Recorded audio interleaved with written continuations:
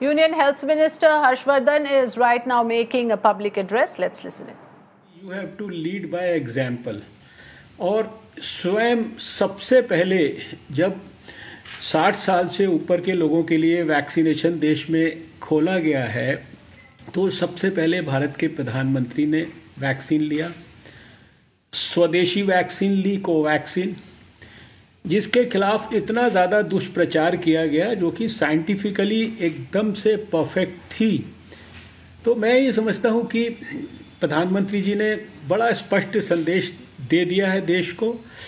अब किसी भी किस्म की इससे संबंधित अफवाहों पर, मिस इन्फॉर्मेशन पर, दुष्प्रचार पर और जो इससे जुड़ी हुई जो वैक्सीन हेजिटेंसी का इशू था, ये हमेशा के लिए it should be buried once for all.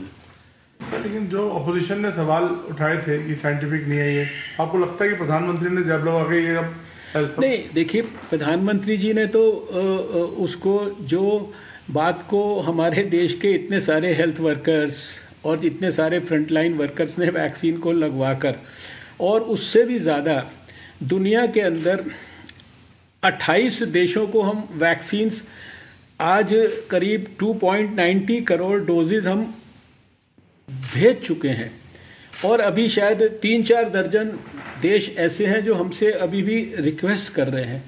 तो इससे ज़्यादा बड़ा प्रूफ क्या होगा? देश के बड़े बड़े डॉक्टर्स ने ले लिया, डाटा के बारे में कभी किसी को डाउट नहीं रहा, राजनीतिक दृष्टि से कोई कुछ भी बयान देता रहे, लेकिन कभी भी सरकार को, सरकार के एक्सपर्ट्स को, सरकार के वैज्ञानिकों को कोवैक्सीन की सेफ्टी के संदर्भ में, उसकी इम्यूनोजेनेसिटी के संदर्भ में कोई भी संदेह कभी नहीं था। और आज जब भारत के प्रधानमंत्री ने स्वयं कोवैक्सीन ली है तो इसके बाद भी इस विषय के ऊपर लगातार चर्चा करते रहना, मैं समझता हूँ कि ये बेमायने है। तो सर अब आप क्या नसीहत देते हैं कि अपोजिशन और आपकी पार्टी के बाकी कलीग्स और आप कब ले रहे हैं वैक्सीन? देखिए, मैं कल ही रात में नागालैंड और मणिपुर में बहुत सारी हेल्थ और साइंस से जुड़े हुई एक्टिविटीज़ को करके मैं वापस लौटा हूँ और आज मैं अब अपनी बुकिंग करूँगा और मेरा प्लान है कि मैं कल वैक्सीन को लूँगा। तो बाकी आप अपोजिशन को भी ये नसीहत देते हैं कि ये सेफ है? अपोजिशन क्या, मैं देश के हर नागरिक को जो 60 वर्ष से ऊपर का है और देश के हर उस नागरिक को जो 45 वर्ष से और 60 वर्ष की आयु के बीच में है और उसको किसी भी प्रकार की कोई सिग्निफिकेंट बीमारियां हैं, उनको, सारे पार्लियामेंट मेंबर्स को, एमएलएज को, end of course it includes the opposition MLAs and the opposition leaders also, उनको सबको मेरा ये अपील है कि जितना जल्दी हो सके आप जो भी आपकी सुविधा के हिसाब से निकट में आपके वर्क प्लेस के, घर के जो सरकारी अस्पताल हो, प्राइवेट अस्पताल हो, जो आपकी पसंद हो, उस पर आप अपना बुकिंग कराइए और अपना जाके वैक्सीनेशन लीजिए। और आपके लेने के बाद और ज़्यादा ये संदेश जो है हमारी जनता को मिलेगा कि उनको भी जल्दी से जल्दी वैक्सीन को लेना है। सर अभी भी हमने देखा है कि कई बड़े बुजुर्ग हैं या कई ऐसे तबका है जो ज़्यादा, मतलब मैं कहूँगा गांव देहात में, जो सोचता है कि अभी भी वैक्सीनेशन लगाना खतरा नहीं है, खतरा है इसमें, और अभी भी हेजिटेशन फैक्टर है। तो इसको कैसे एड्रेस करेंगे आप लोग? देखिए, हमने शुरू से इस फैक्टर को बहुत गहराई से एड्रेस किया है। देश के बड़े बड़े डॉक्टर्स ने, बड़े बड़े एक्सपर्ट्स ने वैक्सीनेशन लिया, उन्होंने लोगों से अपील की और उसके परिणाम स्वरूप जो हेजिटेंसी थी काफ़ी मात्रा में समाप्त हुई है। और लगातार इस विषय के ऊपर जितने भी हमारे कम्युनिकेशन के साधन हैं, आज सोशल मीडिया से लेकर और टेलीविज़न तक और दूसरे जितने भी माध्यम हैं, सबके माध्यम से हम बार बार ये बात एम्फेसाइज कर रहे हैं। और फिर मैं कहना चाहता हूँ लोगों से कि अब किसी भी प्रकार का मन में इसके बारे में संदेह ना रखें। आप चाहे गांव में रहते हैं, आप चाहे शहर में रहते हैं, आप चाहे झुग्गी झोपड़ी बस्ती में रहते हैं, आप चाहे आदिवासी क्षेत्र में रहते हैं, आपको अगर आप उस क्राइटेरिया में आते हैं जिसको वैक्सीन दी जा रही है, तो वैक्सीन लगाना आपके स्वास्थ्य के लिए और बीमारी से ओवरऑल एक प्रकार से जो हम युद्ध लड़ रहे हैं 1 साल से, उसमें सफलता प्राप्त करने में ये बहुत बड़ा कंट्रीब्यूटर होगा। डॉक्टर साहब, आप खुद डॉक्टर रहे हैं, आपने खुद चीज़ों को करीब से देखा अभी हाल में। अब ये वैक्सीन के कुछ साइड इफेक्ट्स नज़र आए हैं सामने कुछ लोगों में, और कुछ डेथ्स भी रिपोर्ट हुई हैं।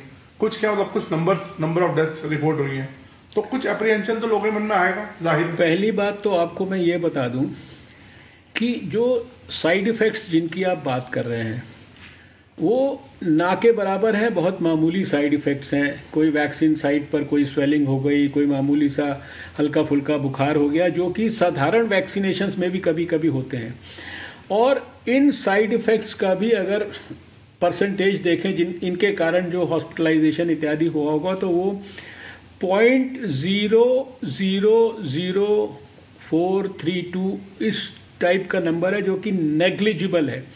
दूसरी बात आपने जो डेथ के संदर्भ में कही, तो मैं रिकॉर्ड पे कहना चाहता हूँ कि वैक्सीनेशन के कारण कोई डेथ, क्योंकि जो भी डेथ होती है, अब किसी को वैक्सीन मिला, साथ में उसकी 1 दिन बाद या 4 दिन बाद या 10 दिन बाद डेथ हुई है, तो उसको आप वैक्सीनेशन के साथ नहीं लिंकअप कर सकते हैं, क्योंकि हर एक डेथ को डिटेल में इन्वेस्टिगेट वैज्ञानिक दृष्टि से किया गया है, और उसके लिए नीचे से लेकर और ऊपर तक हाई पावर्ड एक्सपर्ट्स की कमेटीज़ हैं जो उसको इवैल्यूएट कर रही हैं।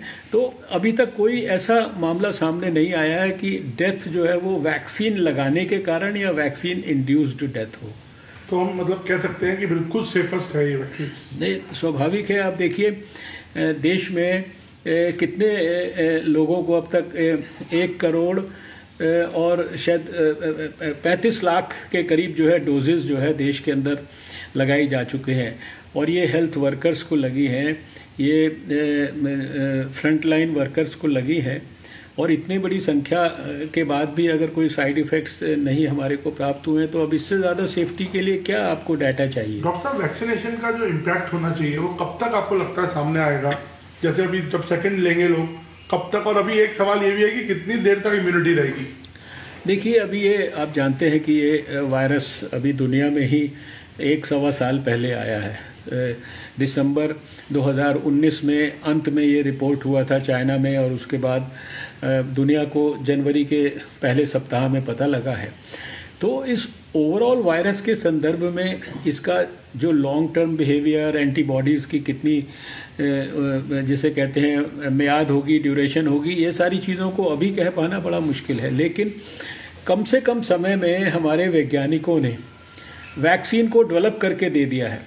2 तो बाज़ार में आ गई हैं जिनकी लाखों या करोड़ से ऊपर डोजेज़ लोगों को लग गई हैं।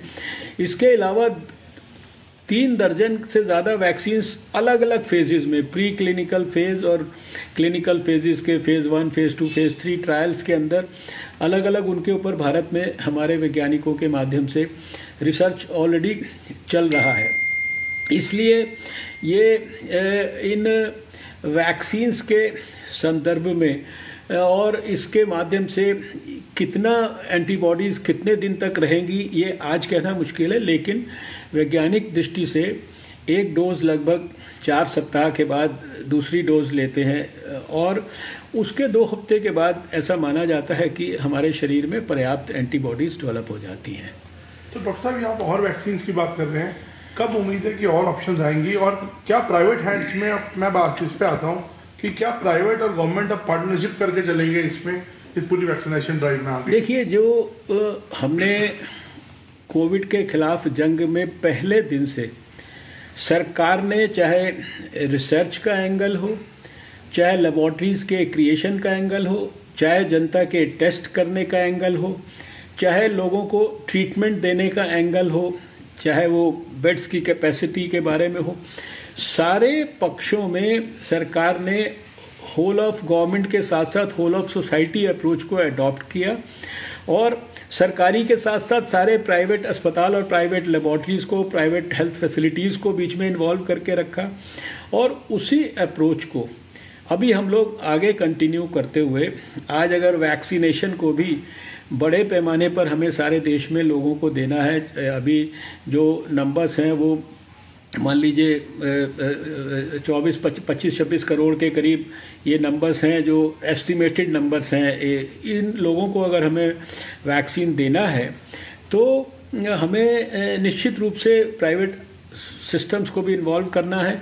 हमने हज़ारों प्राइवेट अस्पतालों को बीच में इन्वॉल्व किया है और जनता के लाभ के लिए ये भी सुनिश्चित किया है कि प्राइवेट अस्पताल में वैक्सीन लेने के लिए उनको एक मिनिमल जो है कॉस्ट जिसके ऊपर कैपिंग की है वो उनको देनी आवश्यक है।